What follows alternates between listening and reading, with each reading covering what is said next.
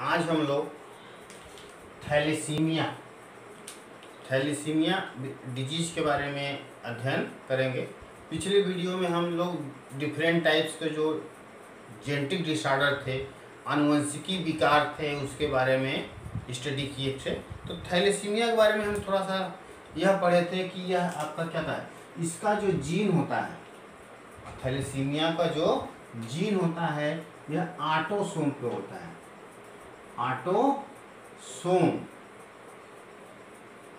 Autosome पे पाए जाते हैं इसके जीन, ठीक।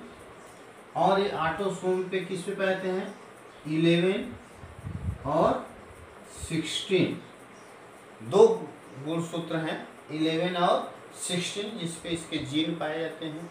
और बात आती है कि डोमिनेंट जीन से होता है कि रिसेसिव जीन से होता है, ठीक। ये रिसेसिव जीन से होता है, रिसेसिव जीन से होने के कारण इसको हम बोलते हैं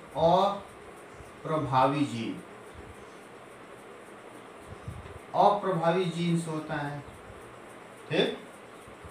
इसीलिए हम इसको बोलते हैं, ये जो थैलेसीमिया है, जो थैलेसीमिया बीमारी है, यह ऑटोसोमल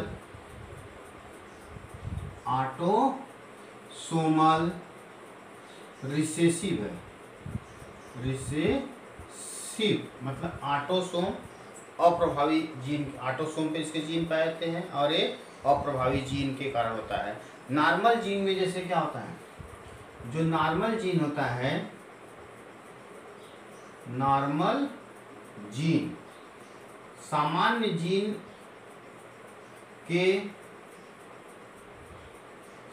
जीन में म्यूटेशन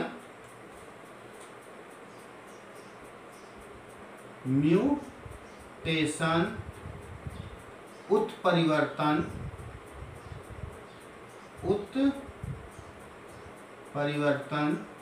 या डिलीशन, आप पढ़ेंगे 6 चैप्टर में, इसमें जेनेटिक्स में ही, डिलीशन विलोपन के कारण जो नॉर्मल जीन होता है वो चेंज हो जाता है, ठीक है। और यही फिर क्या बना लेता है आपका रिसेसिव या अप्रभावी जीन बना लेगा, यह अप्रभावी जीन हो जाता है, ठीक है। या तो हम कहते हैं कि एबनॉर्मल जीन हो जाएगा आपका, ये नॉर्मल जीन यही क्या होगा आपका एबनॉर्मल जीन में बदल जाएगा आपका, जो रिसेसिव हो जाता है। इसी जीन के कारण आपका क्या होता है, थैलेसीमिया बीमारी होती है, थैलेसीमिया बीमारी हो जाती है। मतलब थैलेसीमिया बीमारी ऑटोसोमल रिसेसिव जीन के कारण होता है, ये आपको मालूम हो जाना चाहिए। और आपको इससे कैसे ये होता है आपका, इसके बारे में हम लोग थोड़ा सा देखते हैं। एक चीज इसे जानिए कि जो इसका काम क्या होता है। जैसे जो जीन होता है, सामान्य जीन, ठीक, वो क्या करता है, ये जो सामान्य जीन होता है आपका, यह अल्फा एंड बीटा, आपका क्या था, अल्फा एंड बीटा पॉलीपेप्टाइड बनाते हैं, अल्फा एंड बीटा। एनसीईआरटी में आपको थोड़ा सा छोटा सा शार्ट में ऐसे लिखता है, ठीक है। अल्फा बीटा को इस तरह से बनाया हुआ है, ठीक है, अलग तरह से, इस तरह से अल्फा और बीटा। देखिए अल्फा एंड बीटा पॉलीपेप्टाइड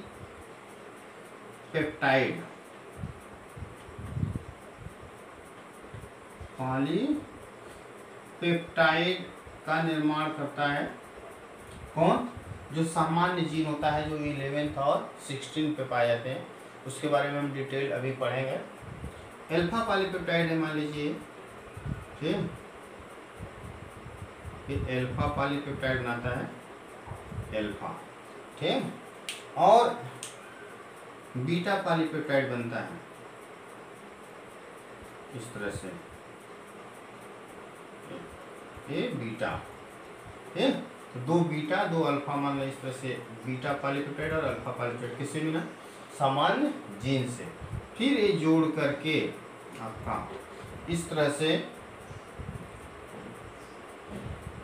ये पूरा हीमोग्लोबिन बनाते हैं।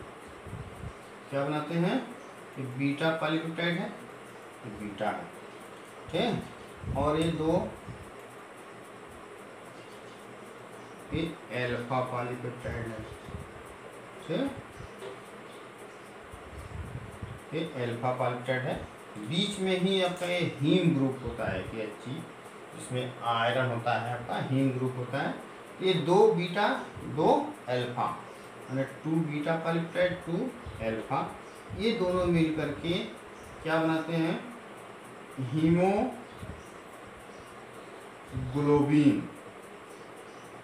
हीमोग्लोबिन बनाते हैं। और हीमोग्लोबिन के बारे में आप लोग जानते हैं कि इसका काम क्या होता है कि ये HB को से हम इसको दिखाते हैं, हीमोग्लोबिन को किससे दिखाते हैं, HB से। और इसका काम ये होता है कि ये रक्त में पाया जाता है और ये ऑक्सीजन को एक जगह से दूसरे जगह पहुंचाता है। लेकिन अगर मान लीजिए क्या है, जैसे रिसेसिव जीन अगर इसमें क्या होता है आपका, अगर ये एबनॉर्मल हो गया, रिसेसिव जीन हो गया, ठीक, तो उस समय क्या होता है, नो नॉर्मल, या तो इस बीमारी में क्या होता है, जैसे आपका एक पढ़ेंगे अभी sickle cell anaemia, sickle cell anaemia और आपका क्या होता है थैलेसीमिया, दोनों में अभी हम अंतर आगे देखेंगे, ठीक।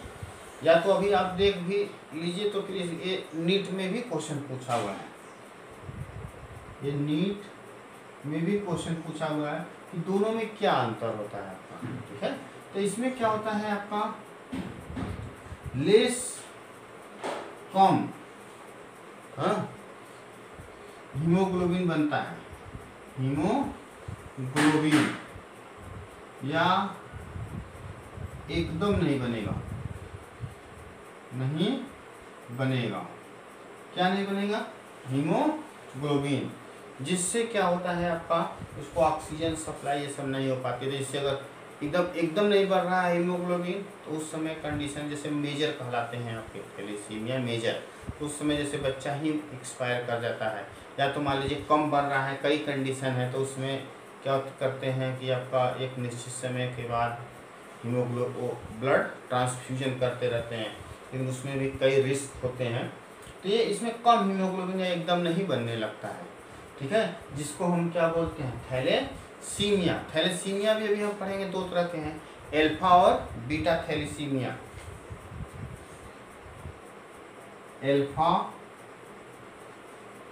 थैलेसीमिया एंड बीटा थैलेसीमिया, मतलब थैलेसीमिया 2 तरह का होता है, अल्फा एंड बीटा। दोनों कैसे होता है, जैसे जब अल्फा थैलेसीमिया बनने में कोई दिक्कत है, इम्पेयर्ड है अल्फा थैलेसीमिया बनने में, उसको अल्फा थैलेसीमिया, मतलब इसमें क्या होता है, अल्फा पॉलीपेप्टाइड